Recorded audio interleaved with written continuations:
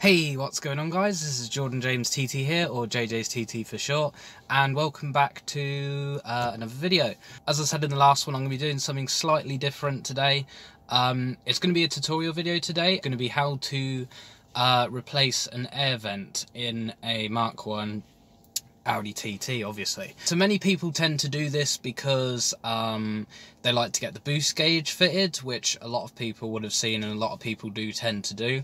I'm not doing that. All I'm doing is I'm simply just replacing one of the vents because one of them, like the little bracket's broken. I'll show you once I flip round to the other camera. So yeah, it's basically broken and I just wanted to swap it out because it just looks tatty and it's just a bit, yeah, it's a bit crap. So yeah, anyway, let's get on with the tutorial. Right, okay guys, so here is my current vent at the moment. It's the one that's literally just right next to the steering wheel, and as you can see, this little bracket piece here, for where it's supposed to move, has actually snapped off on this edge over here. So basically, obviously, when you move it up and down, it doesn't actually move any of the other brackets that are meant to be above and underneath. It moves the ones at the back when you move it like left and right, but it doesn't move the ones up and down, which is the reason why I've got to replace it. So it's really easy to replace. Literally all you need is a thin flat-headed screwdriver, or either that, because I looked at another video on how to do it, you can actually use a card. It's got to be really quite a thick card though, not like a thin plasticky business card. It's got to be one that's quite thick, so you could use that as well.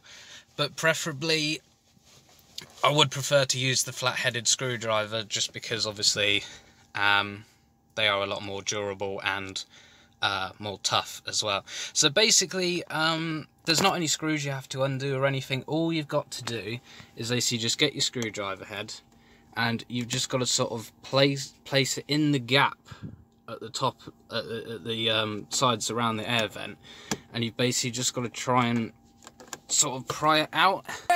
Find your treasure, make it last forever now. Once you sort of feeling it, you feel it starting to come loose. Hopefully you should be able to get your hands in the back of it, and then I think I just need to do a little. What you want in my pleasure, leave no one, y'all come together.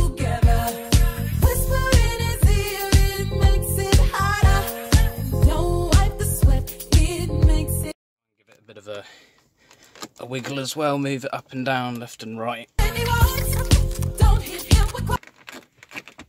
we go, and there we are, that's it.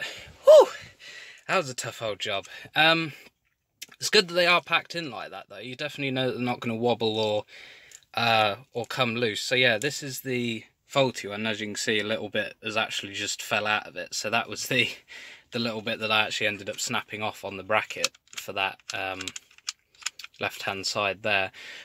So basically the way they work, better if I show you the new one actually. So basically the way it works is you've got this little, I don't know what you call it, it's not a button or anything, but it's like a little nib. So basically all you do is when you're facing it the right way, because the nib is supposed to face at the top of the car, and basically what it means is when that's at the top of the car, the air vent is open, as you can see. So if I then turn it to the right, so that it's now on the right hand side at like a 90-degree angle like that, as you can see, the air vent is now shut. So then all you've simply got to do to get it in is you basically just got to try and line it up just so that it's not wonky and it is straight.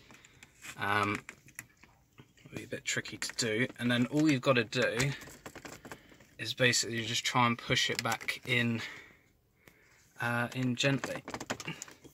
It's not too hard, and there we go. That's it. That is in now. So then, as you can see, if I turn it like that, that should close it. Then up, just going to do a quick test now. So if I whack the heating up, it should be coming out the middle one. Yeah, I can feel that coming out through the vent. If we turn it to the left, Yeah, it's coming out the left and not the right. Up, it's coming up and not at the bottom. Down, that's working. Right, that's fine. And then now if we turn it that way, there is nothing coming out of that vent whatsoever. That is completely nothing. So yeah, that's basically it for the video. That is how you replace an air vent on a Mark 1 Audi TT. Hopefully you guys have found this one helpful. If you have any questions about this or things that you're stuck with, just leave a comment down below. I'm going to do another tutorial video next week. See you guys next time, so cheerio.